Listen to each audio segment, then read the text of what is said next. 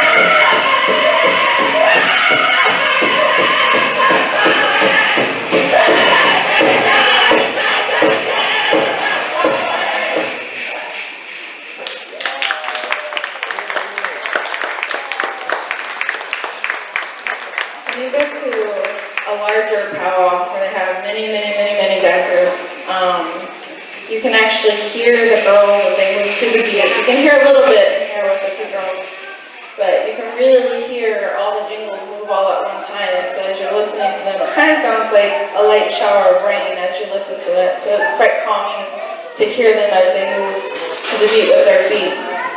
The next dance that we're going to have for you is our traditional dancers, and that's Isaiah and Eric.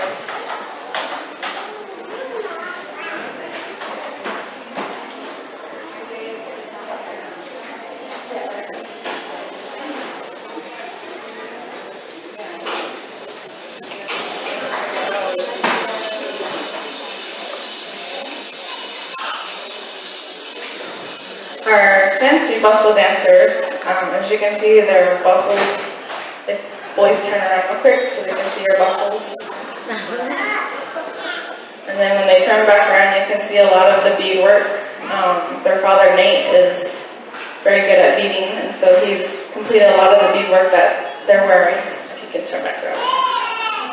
You can see all the beadwork that he wears. It's a lot of time and detail to place those tiny little glass beads into, when they finally create the final product, you can see a lot of the details. You can see animals or the different colors that they use to bead with. Beadwork is quite an art form to learn. A lot of people pick it up very fast. My younger sister, Naomi, who happened to work today, is also very good at beadworking. A lot of the barrettes and hair ties that we're wearing, she has beaded for us. And so she's quite beadwork. The traditional dance is more of a traditional part of the powwows. It's a men's dance, and you'll see them as if they were out gathering or hunting or providing for their families, and so they use those same motions, and you'll see the motions in their dancing as they move about. Sometimes our dancers can go quite low to the ground as if they were hunting, or they can be more upright so that they're kind of looking about as they're sometimes even tracking something down. They learn to dance in that form. And so it's kind of neat to see each dancer have their own individual dance. They don't really have a choreography or a set type of dance that they have to do. It's basically what we hear from the music, how we feel, and that's how we place into our dancing. And so they're going to share with you their style of the traditional dance.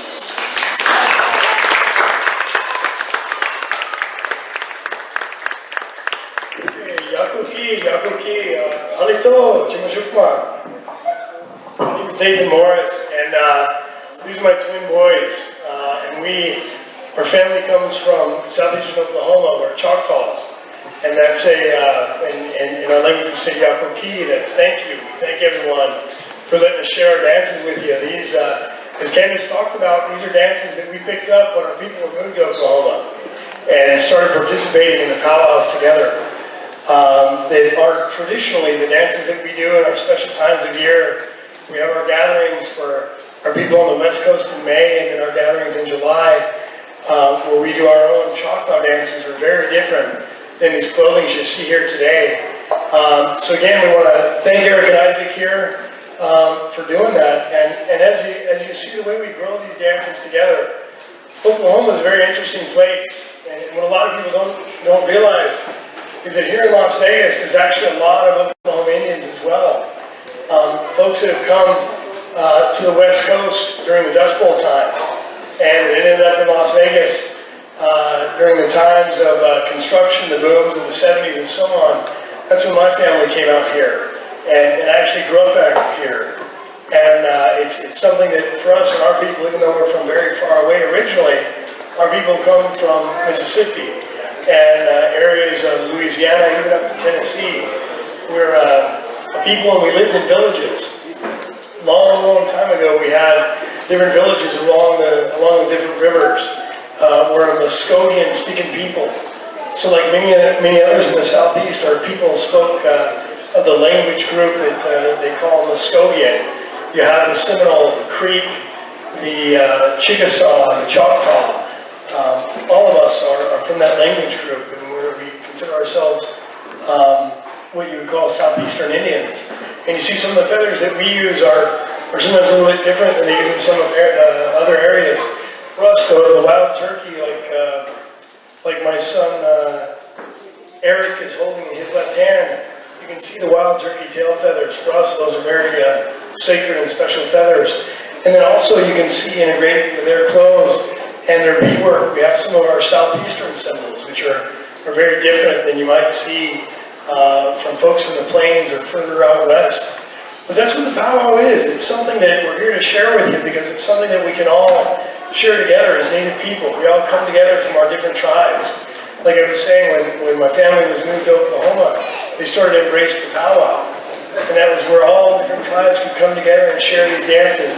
This dance, the chicken dance that they're dressed as today, you can see they're wearing the otters and the fringes and these things. But these dances were given to us from the tribes in the north.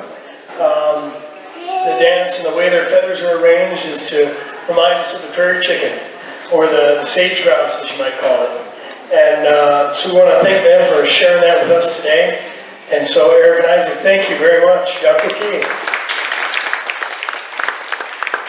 At this time, I'll turn the call back over to Candace. She's going to introduce another dance for us.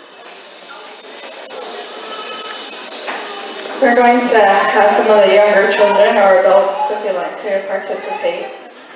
During powwows, our spectators sit for long periods of times, and so they'll have these fun dances called a round dance or a snake dance, depending how far south and how far north we're going. They have different names for different dances, and so we're going to share with you or have you guys come up and participate with us in a round dance. And so we need a few that are willing to come and participate with us.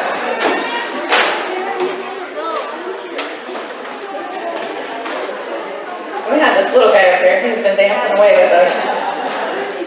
He's feeling the music.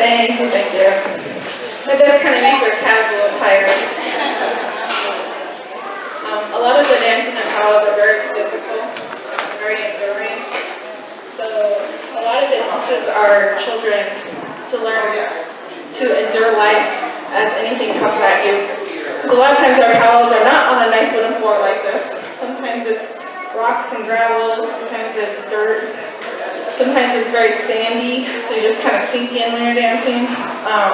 Sometimes it's the grass, and as night comes, the grass usually gets cooler, and so the colder it gets on the grass area.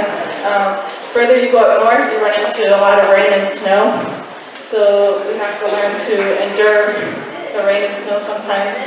Sometimes it's very hot as we come down here towards Vegas when we have powwows, or if you go up north, it's very cold, and so you have to learn how to adjust appropriately so that you can keep yourself warm and moving all the time to the music. A lot of times they don't tell us all the time how we collect points, and so if they decide last minute to take points for people out in the arena, and that's the point, is trying to stay out in the arena as much as possible. So it keeps you in shape because you're constantly in motion all day, and you're constantly trying to keep track of when they're going to call for those extra points. And so the next dance that we're going to share with you is what we call the fancy shawl dance. The fancy shawl dance is a newer style of dance to the powwows. And my name is Candace, and this is my daughter Gracie. And we're going to share our style of fancy shawl dance. They said when all the men were leaving for war, like in the 1930s, 20s, late 20s, 30s, they were leaving for war, and a lot of the women began to take place in the men's dancing. And there's a dance called the men's fancy bustle dance. And they wear two bustles. They have one up on their shoulder and one around their waist. And they are warriors, and they go out and they learn to intimidate other dancers. And so the women kind of did that dancing for a little bit, and over time they decided that they wanted to make it more feminine. So they started adding the leggings, the dresses, and especially the shawls. And so, and over time, it became more contemporary, as you see with the colors and the sequins and the vivid colors. Sometimes they're neon colors, and so a lot of it is to grab the attention of the judges or people that are spectating, to show off their movements. And so we learn to coordinate our entire body into our dancing, because we have to learn to control our shawl, and we have to learn how to control our feet at the same time. And over time, they tell a story of a young woman who was grieving and very sad that she had lost her mate in battle. She was grieving, and so she hid away in her shawl, and which would symbolize the cocoon. And as she hid away from the world, she decided over time that she would grow a little more, and she would learn to deal with things a little better. And so they say that from childhood to adulthood is the stages that you start learning little by little how to deal with things and how to become from a young woman to an adult woman. And so as we pass that on to the generations before us, they start learning these dances. And so, as I said before, we don't really choreograph our steps. We're just dancing as we feel to the music. And over time, you'll start to see that each individual woman builds their own style of dancing. And so you'll see a lot of the same type of dressed women, but you'll start to see the difference when they start dancing. The movements are completely different in their dancing. And so over time, she was able to come out of that cocoon and become more beautiful than ever before as a butterfly.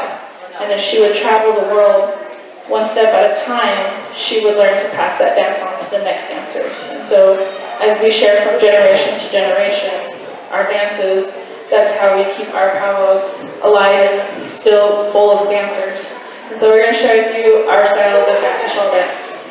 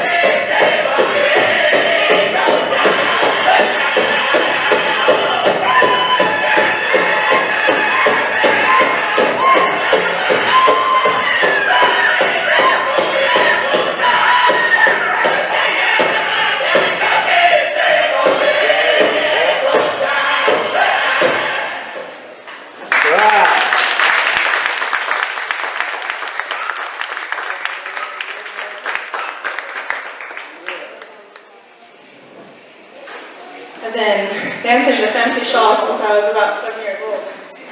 And it's been many, many, many years of dancing. Kind of scary to think about it. I'm almost at the 30-year mark of dancing, so it's quite an adventure. But there's a lot that you pick up, there's a lot you learn. Not just from our own tribe. I'm Navajo, both my parents are Navajo, and so it's just not the Navajo tribe, but we're talking about thousands of tribes that participate in the powwows. And so it's kind of neat to learn, not just about my own culture, but to learn about other tribes and the things that they carry traditionally, or how they view their feathers or their regalia themselves. A lot of our regalia symbolize things that mean something that belongs to our family. It tells a story about our families. And so I know Nate kind of briefly said about his family and where they're from and how they've gained their regalia. But little symbols that we wear or little things that we bead into our beadwork stand for certain things in our lives. And so it's kind of neat to carry our families when we're dancing, that we carry our generations before us. And so this next dance is what we call an intertribal dance. This kind of allows you to see all the different styles of dancing at one time. And so we're going to share with you an intertribal dance.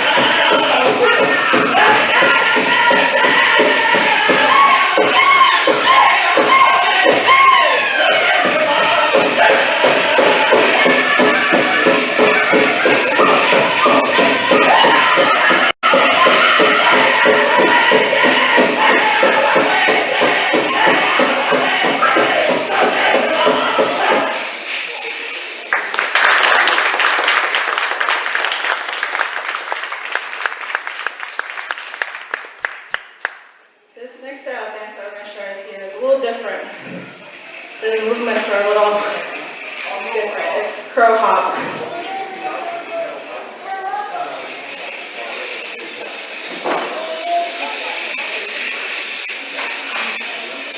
The crow hop used to be just a man-style dance. It was a more traditional step.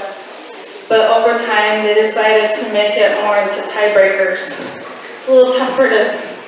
Sorry, as I get older, the harder it is for me to catch my breath. The harder it is for them to learn how to move to it, but still give it that gracefulness as you move to those steps. The crow is kind of a medium-large bird. If you ever watch them very carefully, they hop and skip. And if they hop and skip, sometimes they'll drop their tail feathers, or sometimes their feet, and they'll kind of swipe away their footprints. So we kind of take those same movements and incorporated them into our dance, but we've made them just a little tad fancier with the footwork. And so we're going to show you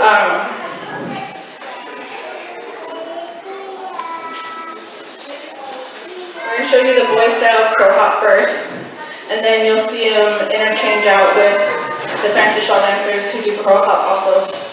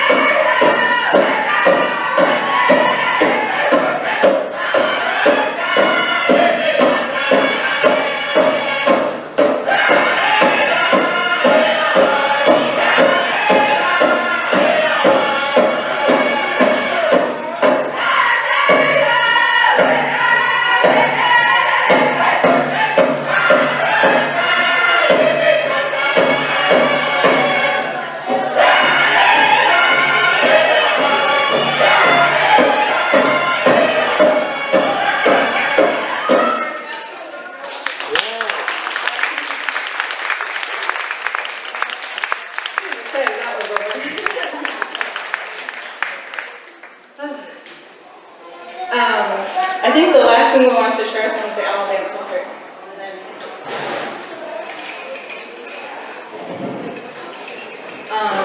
an owl dance is a couple's dance, and couples can get pretty fancy dancing out to a two-step. And the two-step, sometimes owl dancing can be competition dancing also. They can rate couples from their regalia to their dance moves. And so we're going to share with you an owl dance. So if you come out and you'd like to participate, you can grab your partner, or someone can come be my partner, and we'll share with you the owl dance.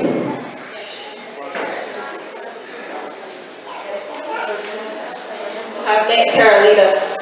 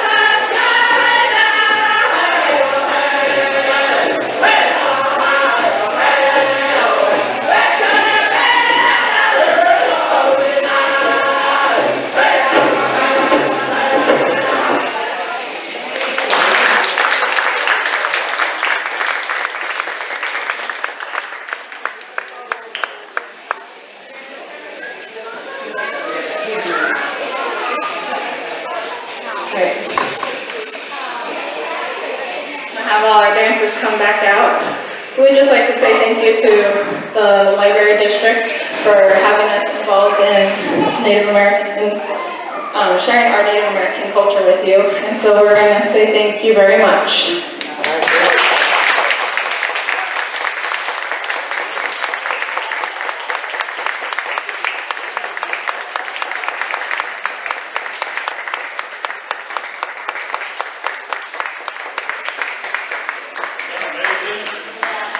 Remember your evaluation form when you like to show the baskets in the back. If you don't have one on your table, there's one on the chart. Also, a little passport that you can put stamps in. See, you know what programs they are.